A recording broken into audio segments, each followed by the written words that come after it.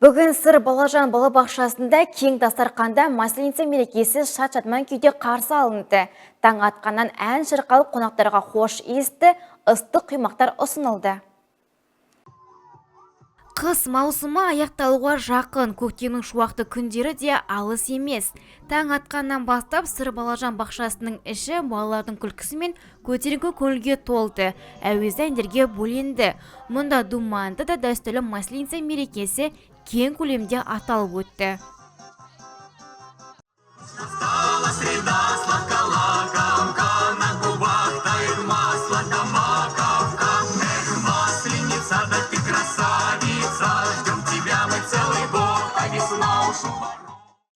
Орыстың ұлттық нақышта киімін киген славяна қоғамдық орталығының өкілдері ата-аналар мен бүлдіршіндерге дәмді құймақтар таратты.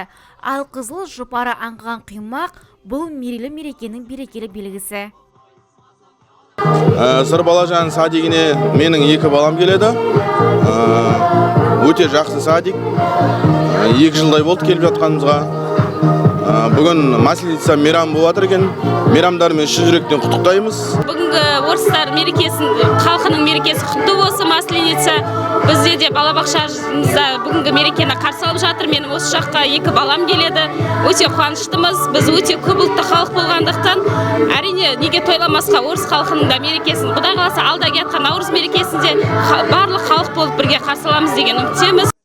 Мерекеде орыс халқының әуезді ән күйлері шырқалып, ұлттық киімдер киіліп, көпшілік қол ұстасып ұлттық шеңбер бие биледі.